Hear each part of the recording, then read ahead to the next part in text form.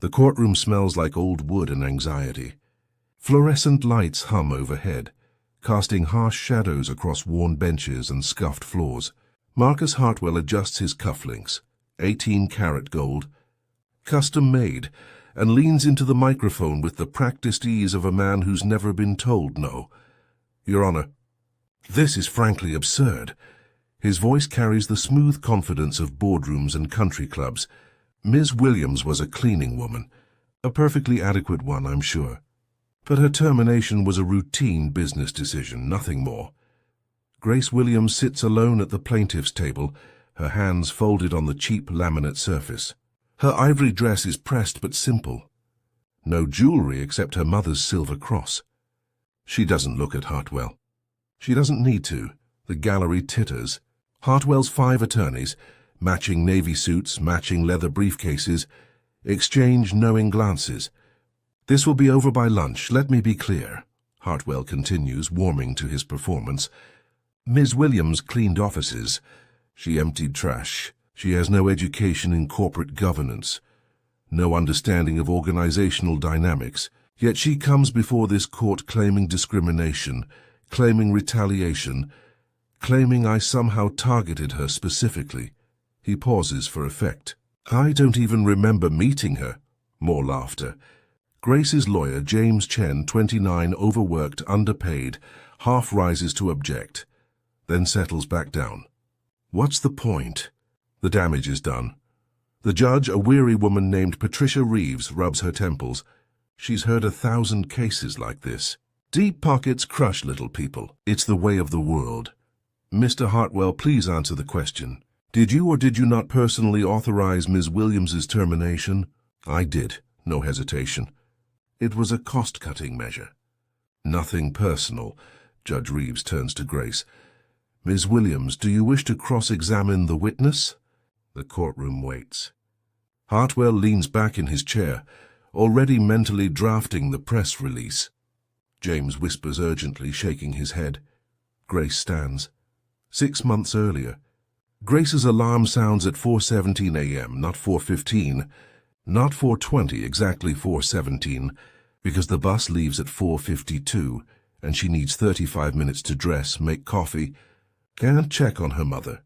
She moves through the dark apartment with practiced efficiency. Her mother sleeps in the bedroom, oxygen machine humming steadily. Grace's daughter, Maya, 17, brilliant, sprawls across the living room couch surrounded by SAT prep books. Grace covers her with a blanket and leaves a note. Breakfast in fridge. Love you. The bus rumbles through pre-dawn darkness toward downtown. Grace watches the city transform through smudged windows, empty streets becoming crowded avenues, darkness becoming light, sleeping becoming awake. She's made this journey for 12 years. She knows every pothole, every turn, every stop. Hartwell Global Industries rises 47 stories above the financial district, all glass and steel, and impossible ambition. Grace enters through the service entrance, badges in, rides the freight elevator to the executive floors. Security nods without speaking. She's part of the architecture. Expected, invisible, essential, but ignored. Her world exists between midnight and dawn. She cleans the 20th through 23rd floors. Executive offices, conference rooms, private lounges. She works alone, listening to podcasts through one earbud, moving efficiently through spaces designed to intimidate. Marcus Hartwell's office occupies the entire 23rd floor. Floor-to-ceiling windows overlook the city. Original artwork, Rothko, Basquiat, Koons, lines walls between mahogany shelves. His desk is the size of her kitchen table, made from reclaimed Indonesian teak. Everything about this space screams permanence, power, untouchability. Grace empties his trash, wipes his conference table, waters the plants his assistant forgets. She works carefully, respectfully. This isn't her world, but she understands its language. Money influenced the casual assumption that some people matter more than others. At home, Grace's world is smaller but richer. Her mother's stories about the old neighborhood. Maya's excitement about college applications, UCLA, Stanford, schools. Grace researches late at night, calculating costs against impossibilities. Their apartment is cramped but clean, filled with the kind of love that doesn't fit on balance sheets. Grace has always understood the divide. Some people live in towers.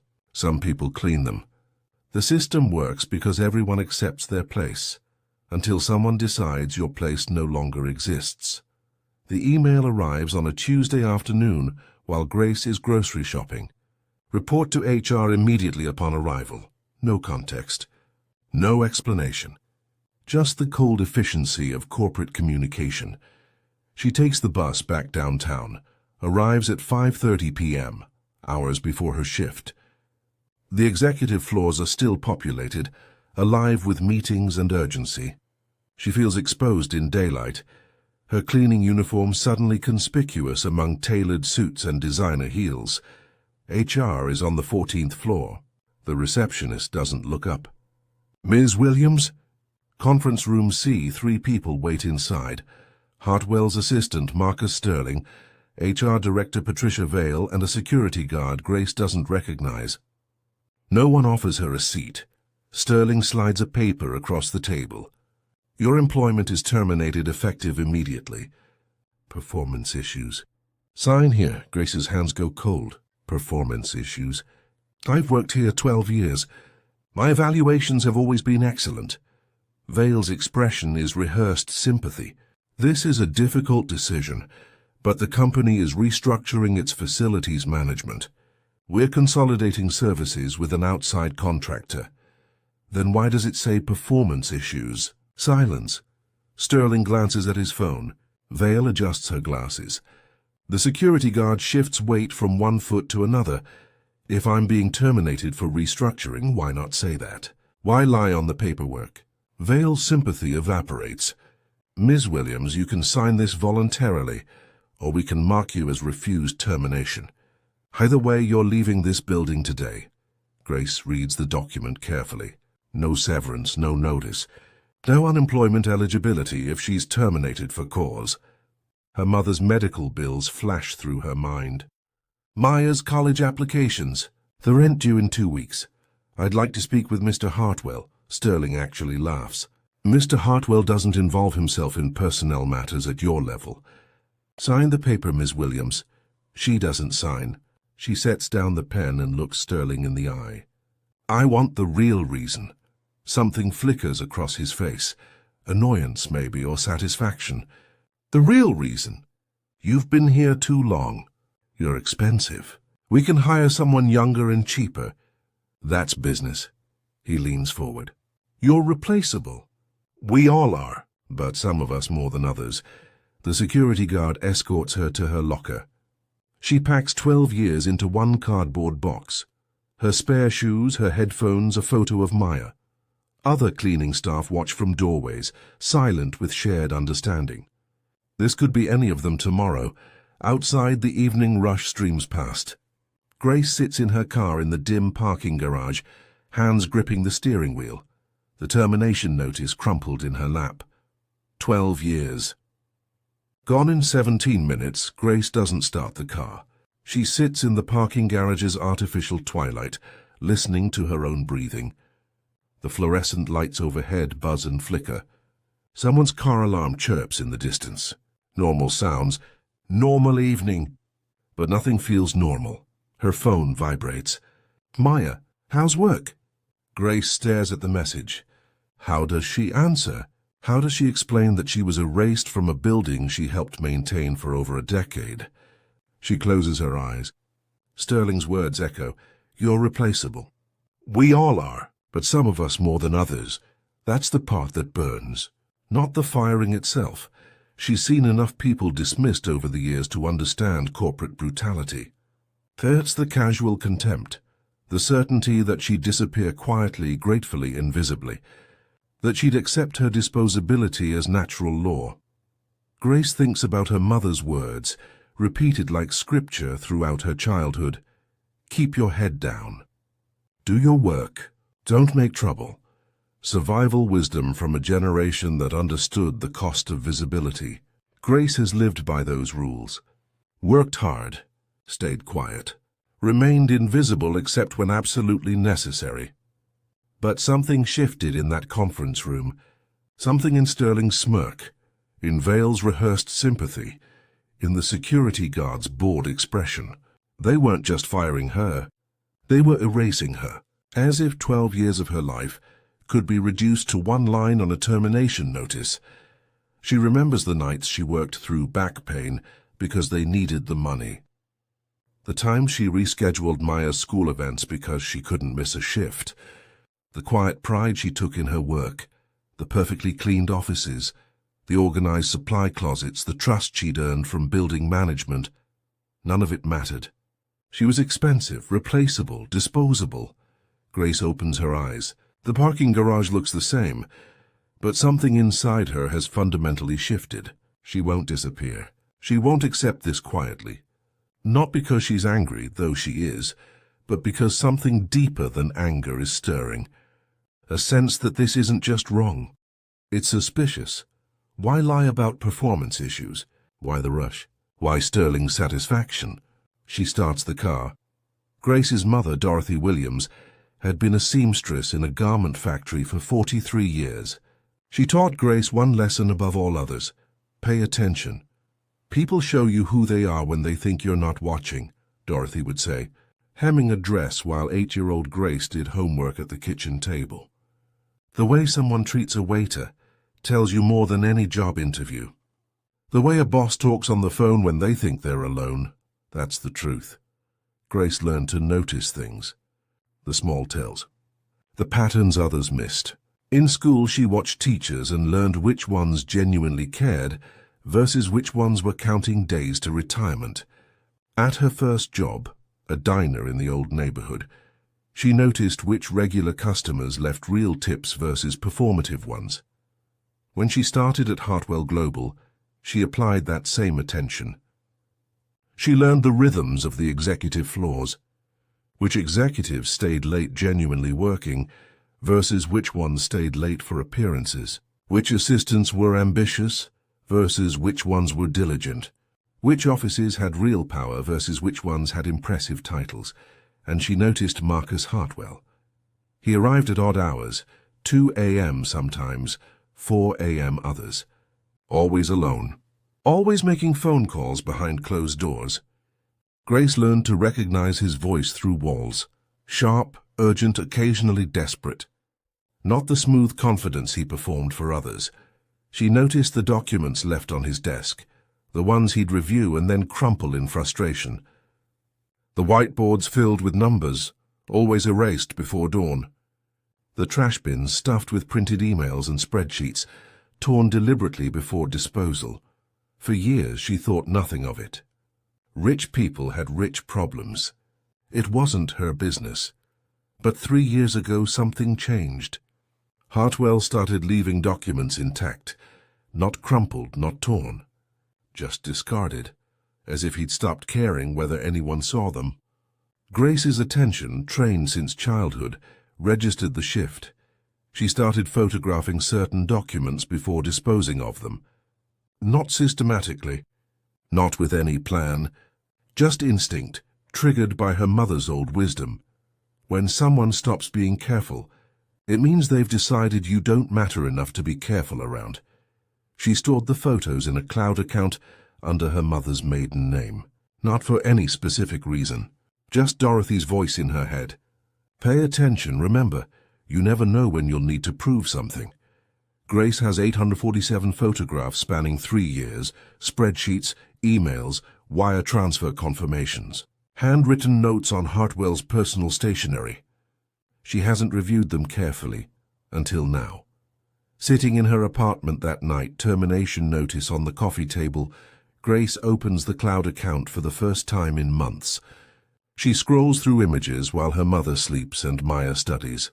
The patterns emerge slowly, then all at once. Repeated names, offshore accounts, something called phantom holdings, numbers that don't quite add up. Grace isn't a forensic accountant, but she knows what secrets look like. James Chen's office is above a Vietnamese restaurant in Chinatown. The walls are thin. The desk is second-hand. He graduated law school 4 years ago with crushing debt and righteous intentions, both undiminished. Grace found him through a community legal aid referral. He took her wrongful termination case pro bono after hearing her story, though he warned her the chances were slim. Companies like Hartwell Global have armies of lawyers. We have me and a paralegal who works part-time.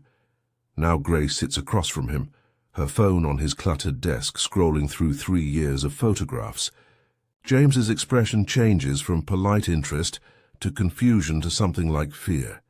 "Stop." His voice is tight. "Go back to that one." Grace swipes backward. A spreadsheet, photographed in harsh desk lamp light. 2 columns of numbers, one labeled reported revenue, the other actual revenue. The difference is staggering. James zooms in, his hands trembling slightly. "When did you take this?" "March 15th, 2022. Around 2:30 a.m., he scrolls forward. More spreadsheets. Emails referencing Project Phantom. Wire transfer confirmations to shell companies with names like Harbor Investments, LLC, and Meridian Holdings Group. Bank account numbers in Georgetown. Nassau, Singapore, Ms. Williams. James looks up, his face pale. "Do you understand what you're showing me?"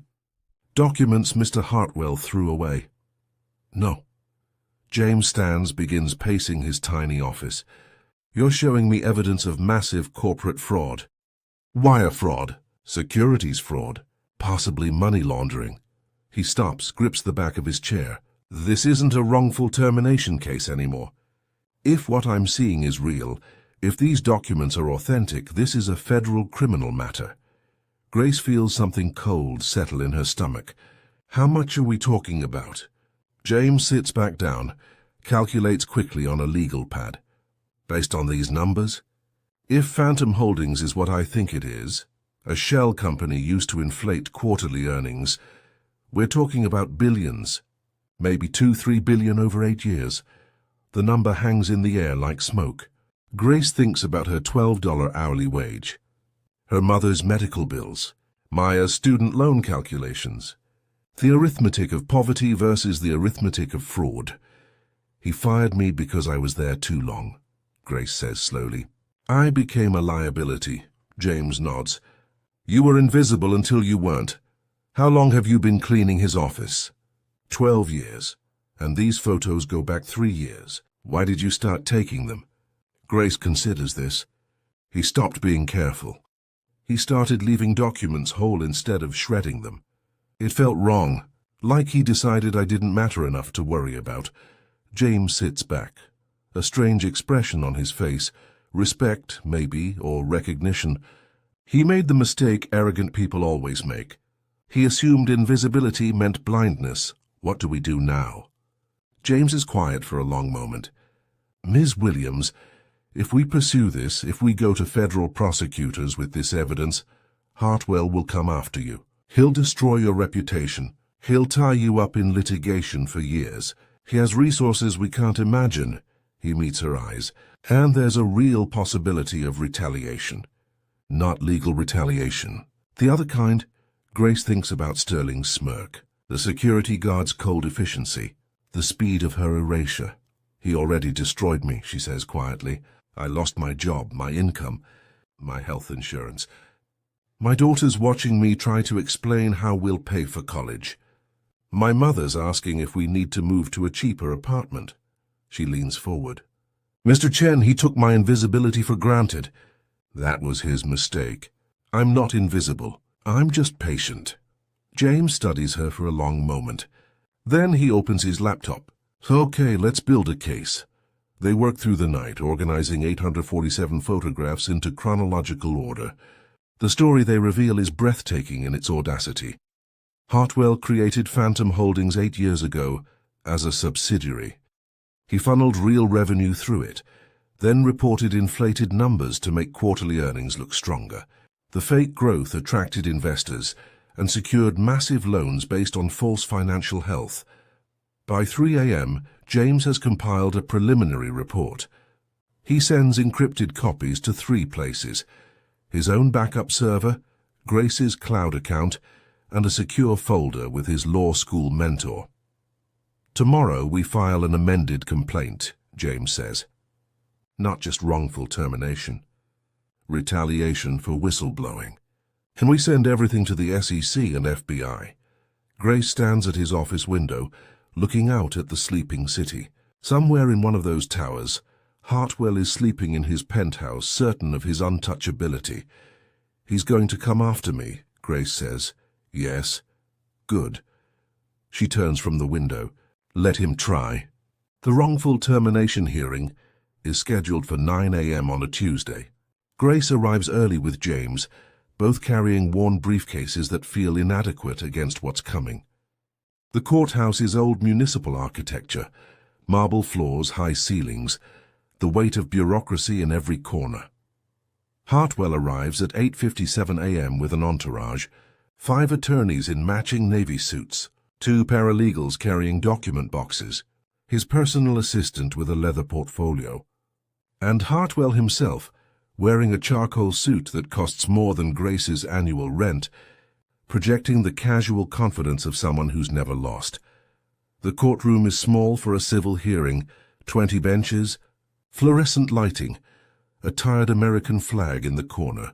Judge Reeves takes the bench looking like she'd rather be anywhere else. She's presiding over a dozen cases today. This is just another item on an endless docket. Hartwell's lead attorney, a woman named Victoria Cross, opens with surgical precision. "Your Honor, this case is a textbook example of a disgruntled employee seeking undeserved compensation. Ms. Williams was terminated as part of routine restructuring. She had no contract, no promise of continued employment, no protected class discrimination. This is employment at will, pure and simple." James counters with Grace's 12-year record, her spotless evaluations, the suspicious timing. Judge Reeves listens with the expression of someone who's heard these arguments 1,000 times. Power wins. It always wins. "Ms. Cross, I'd like to call Mr. Hartwell for cross-examination," Judge Reeves says, clearly wanting to move this along. Hartwell takes the stand like he's taking a stage. He's relaxed, almost amused. This is theater, and he's the star. Cross walks him through the basics. Yes, he authorized the termination. Yes, it was a business decision. No, there was no personal animosity. Just numbers on a spreadsheet. "Mr. Hartwell, did you even know Ms. Williams before her termination?" He pauses as if searching his memory. "I may have seen her in passing, but no, not personally. We employ hundreds of facility staff. The dismissal is casual, devastating." Grace watches from the plaintiff's table, her face expressionless. Then Hartwell makes his mistake. He can't resist the performance. "Your Honor, with respect, this whole proceeding is absurd. Ms. Williams cleaned offices. She emptied trash bins. She has no understanding of corporate operations or organizational needs. Yet she comes before this court claiming I somehow targeted her specifically, as if she occupied enough of my attention to warrant targeting." He leans into the microphone. "I didn't fire her out of malice. I simply approved a routine termination. She's attempting to transform a standard business decision into some kind of personal vendetta because she needs someone to blame for her own inadequacy." The gallery, mostly other attorneys, waiting for their cases, stirs with uncomfortable laughter. Cross doesn't stop him. She should, but she doesn't. Hartwell is too confident, too certain of his invincibility. Judge Reeves frowns. "Mr. Hartwell, please just answer the questions." But he's not finished. "I've built a multi-billion-dollar company. I employ thousands of people. I make decisions that affect economies. And I'm supposed to sit here and justify why I don't remember one cleaning woman's name." The silence that follows is different from before. Judge Reeves's expression hardens. James grips his pen. Grace remains perfectly still. "Ms. Williams," Judge Reeves says, "do you wish to cross-examine the witness?" James whispers urgently. "We haven't discussed this. We should stick to the plan. File the amended complaint tomorrow, let the feds handle it." But Grace stands. She smooths her ivory dress. the nicest thing she owns, pressed carefully that morning, and approaches the witness stand. Hartwell watches her with barely concealed contempt. Judge Reeves nods. "Proceed, Miss Williams." Grace's voice is quiet but clear. "Mr. Hartwell, you said you don't remember me. Is that correct? As I stated, I may have seen you in passing, but you don't remember the late nights, the times I cleaned your office while you were working." Hartwell's attorney stands. "To objection, relevance." "I'll allow it," Judge Reeves says, now genuinely curious. Hartwell shifts slightly. "I work late frequently. I'm sure you were there." "I didn't pay attention." "You didn't pay attention," Grace repeats. "So you don't remember March 15th, 2022, around 2:30 in the morning?" Something flickers across Hartwell's face, confusion, then the first hint of concern. "I don't recall specific dates. That was the night you took the call from the Cayman Islands about the wire transfer, the $340 million transfer to Phantom Holdings, account 77 Delta. The courtroom freezes. Every attorney stops shuffling papers. Judge Reeves leans forward, crosses on her feet immediately. "Objection. This is completely outside the scope of—" Grace continues, her voice steady. "I was emptying your trash when you took that call. You were angry because the transfer was delayed. You said, and I quote, 'If the SEC audit finds this before we can restructure, we're done.'" Hartwell's face drains of color. This is outrageous. She's making this up. "I have the documents, Mr. Hartwell. The wire transfer confirmations you threw away that night. The spreadsheets showing real revenue versus reported revenue. The emails about Project Phantom. 3 years of documents. 847 photographs. All of it." The courtroom erupts. Cross and her team are shouting objections. Judge Reeves is pounding her gavel. But Grace doesn't move. She stands 3 feet from Hartwell, looking directly at him. "You fired me because I was there too long, because I might have seen something." "You were right." "I saw everything." Hartwell grips the witness stand rail. "You stole confidential documents. That's corporate espionage. I photographed trash, Mr. Hartwell, discarded materials. They have no expectation of privacy under law." James is at Grace's side now, handing Judge Reeves a flash drive. "Your Honor, we're filing an amended complaint. Wrongful termination in retaliation for whistleblowing. And we've provided copies of all evidence to the Securities and Exchange Commission and the Federal Bureau of Investigation." The courtroom doors open. 3 people in dark suits enter. Federal agents, their badges visible. They move toward Hartwell's table with purpose. Judge Reeves looks at the flash drive, then at Hartwell, then at Grace. "This hearing is adjourned pending federal investigation. Mr. Hartwell, please remain available for questioning." Hartwell stands, his confidence shattered. His attorneys surround him, creating a protective barrier. But as he's escorted past Grace toward the exit, he stops. "You've destroyed me," he whispers. "Everything I built." Grace meets his eyes. Her voice is barely audible. "No, you destroyed yourself. I just stopped being invisible." Security escorts Hartwell from the courtroom. His attorneys follow in disarray. James grabs Grace's arm, steering her toward a side exit before the media outside catch wind of what just happened. In the courthouse hallway, Grace leans against the cold marble wall. Her hands are shaking. James is on his phone talking rapidly with someone, probably the federal prosecutors. Grace's phone buzzes. Her text from an unknown number. "You made a mistake," then another. "People who make mistakes get hurt." James sees her expression, takes the phone. His face goes pale. "We need protection. Now." That night, Grace's apartment is broken into. The police take 45 minutes to arrive. Grace sits on her couch, wrapped in her mother's quilt, while Maya files through the apartment documenting what's missing. Laptop, backup hard drives. Maya's iPad. The officer taking the report looks bored. "Any valuables taken?" "Jewelry, cash, electronics?" "I just told you. The electronics, but no TV." No stereo?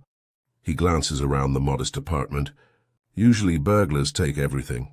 Grace knows what he's implying. This neighborhood, these kinds of break-ins, random crime, nothing suspicious. The report will disappear into a file cabinet. After the police leave, James calls. His office server was hacked overnight. Files corrupted, backups deleted. His paralegal quit this morning. No explanation, just a resignation email at 3 a.m. They're shutting us down, James says, his voice hollow. Hartwell's people are dismantling the case before it starts.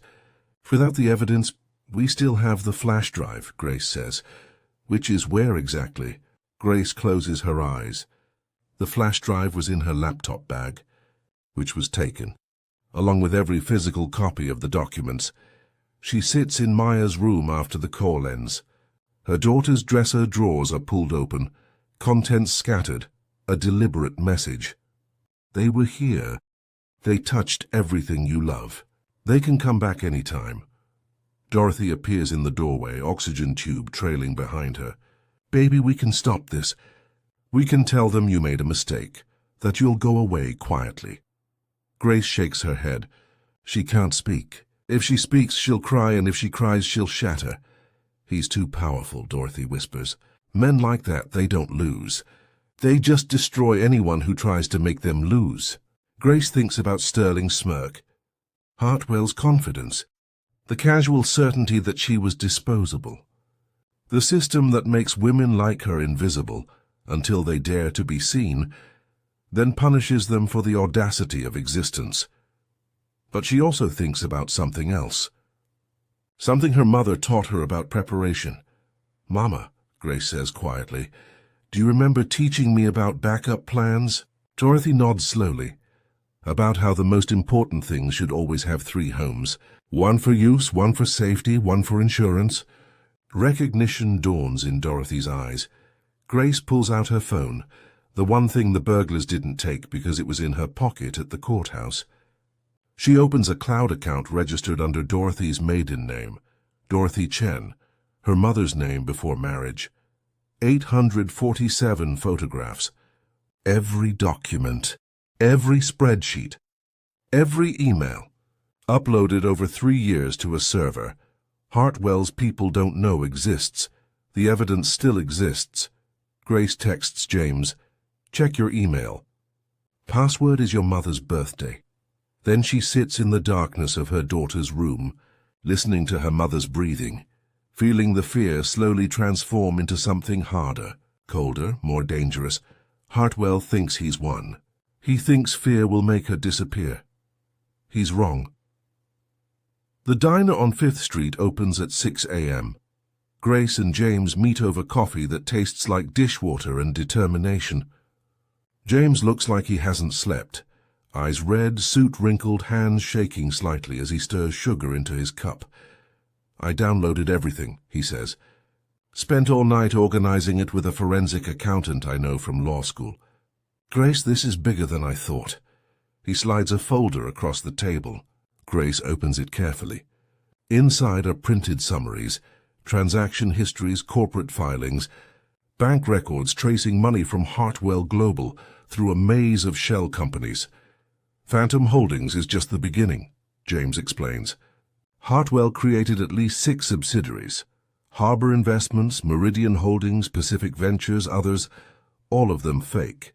He'd funnel real revenue through them, then report inflated numbers to make quarterly earnings look stronger than they were. The fake growth attracted investors. Banks gave him massive loans based on the fraudulent financials. How much total? $2 billion.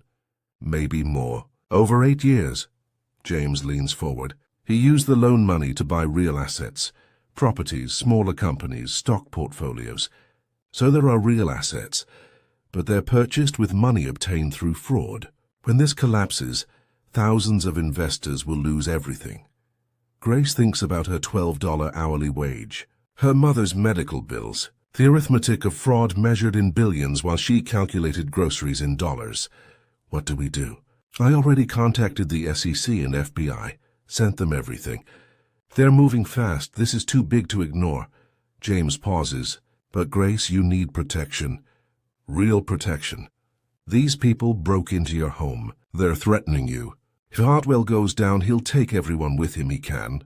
Grace nods. She's already considered this. She's also decided that fear is a choice, and she's choosing differently. I have one more thing, she says quietly.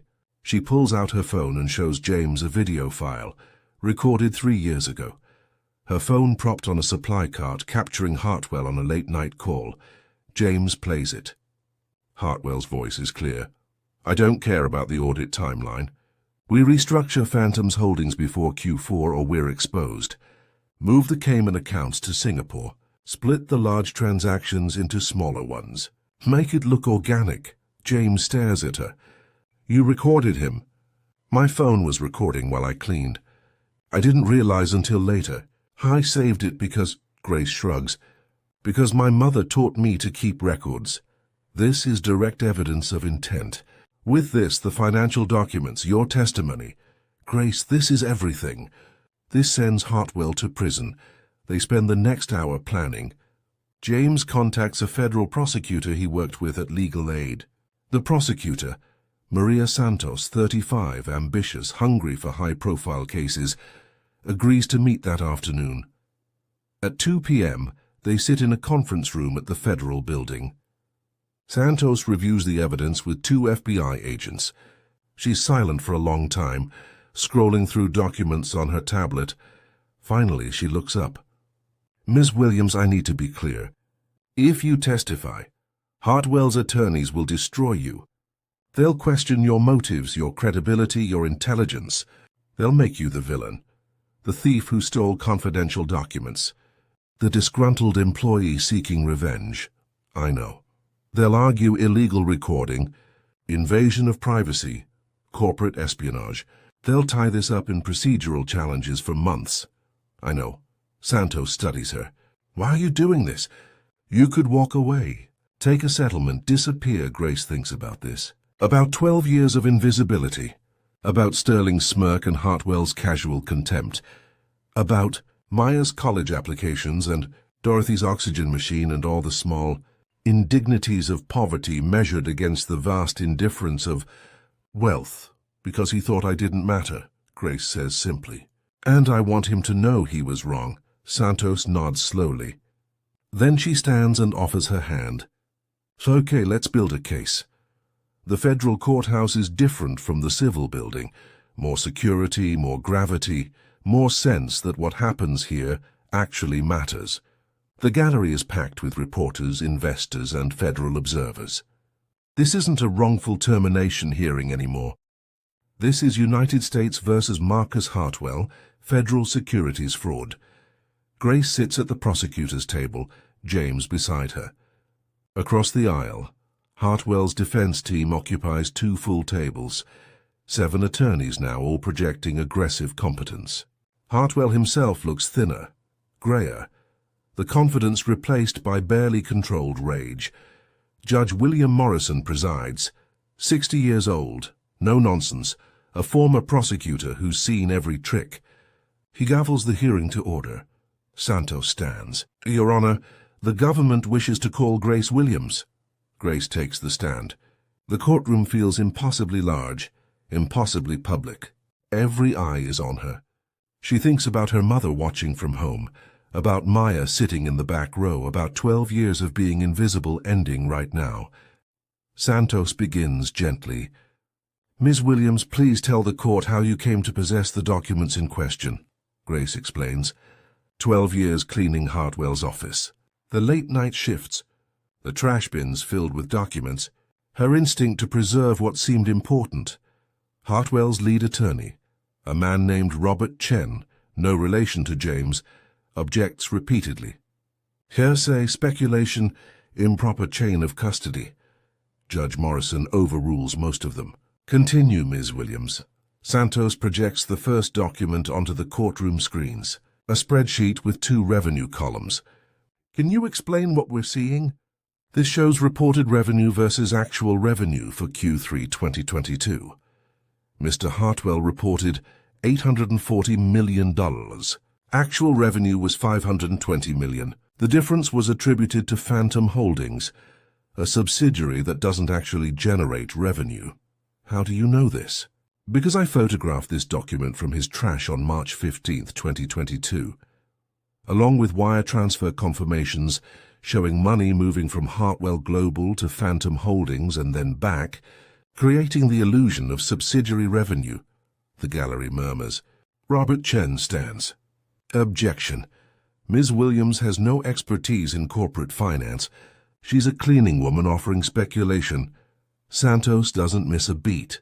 Your Honor, we also have expert testimony from forensic accountants confirming these findings.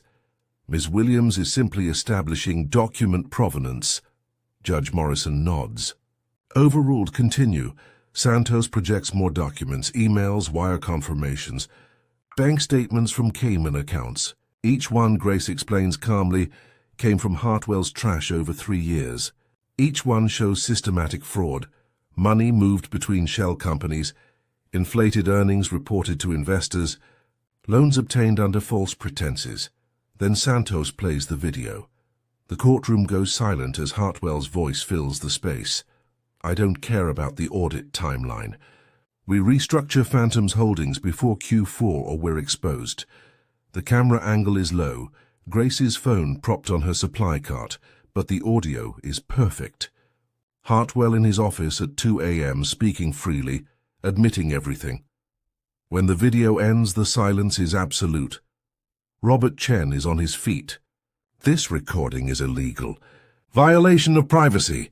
This should be excluded. Judge Morrison raises his hand. Mr. Chen, New York is a one-party consent state. Ms. Williams was present during this conversation in her capacity as cleaning staff. The recording is admissible. Hartwell stands suddenly, ignoring his attorneys trying to restrain him. She stole confidential documents. She's a thief. This is corporate espionage. Judge Morrison's voice cuts like ice. Mr. Hartwell, sit down. But Hartwell can't stop. 3 years of certainty, of assumed invincibility, are collapsing in real time. I built that company. I created thousands of jobs. I made shareholders rich. And you're going to destroy it all because of her. He points at Grace. She's nobody. A cleaning woman who doesn't understand. Mr. Hartwell. Judge Morrison pounds his gavel. Sit down or be removed from this courtroom. Santos seizes the moment. Your Honor, Mr. Hartwell's own words demonstrate exactly why this fraud continued for 8 years. Because he believed people like Ms. Williams were nobody, that they didn't matter, that they could be dismissed, discarded, silenced. She turns to face the gallery. But Ms. Williams did something remarkable. She paid attention. She preserved evidence. She refused to be invisible. And because of her courage, we can now prove systematic fraud totaling over $2 billion affecting thousands of investors, enabled by the arrogant assumption that some people are too insignificant to notice. Grace watches Hartwell sink into his chair, his attorneys huddled around him. She feels no triumph, no satisfaction, only the quiet exhaustion of truth finally spoken. Judge Morrison reviews documents on his bench. I'm ordering immediate seizure of Hartwell Global Industries financial records. Mr. Hartwell, you are prohibited from accessing company accounts pending investigation. This hearing is adjourned for 3 days to allow both sides to prepare further testimony. As the gallery empties, Hartwell is escorted out by federal marshals. He passes Grace's table and stops. You've destroyed everything, he whispers. Grace meets his eyes one final time. No, you destroyed everything. I just cleaned up the mess. The trial takes 4 months.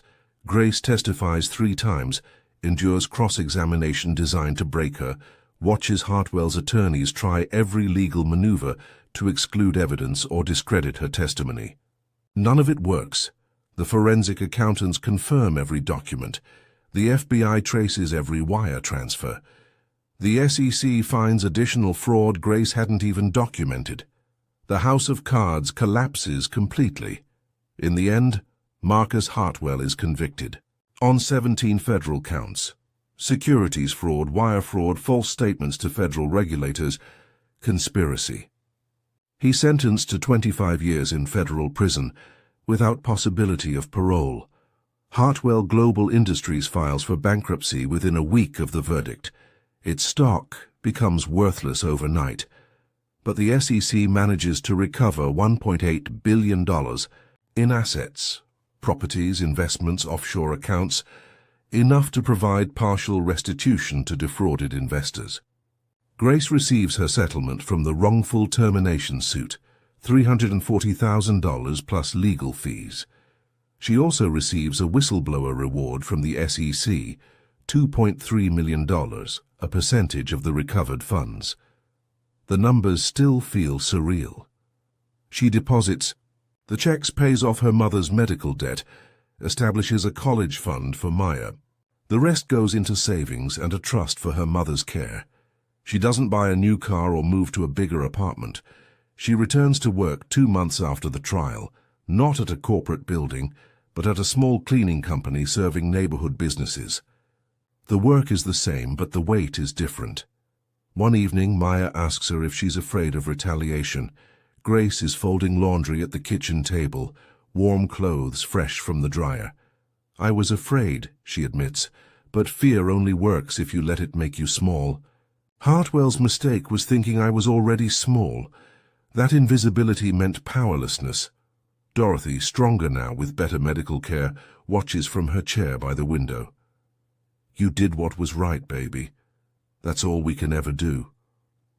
Grace nods. She thinks about the 12 years she spent invisible, the quiet accumulation of knowledge, the patient attention her mother taught her. None of it was wasted. All of it led here. She has no regrets. She exposed a predator, recovered billions. 4 victims, proved that invisibility is sometimes the greatest power, because when people assume you don't matter, they reveal everything. Maya brings her a cup of tea.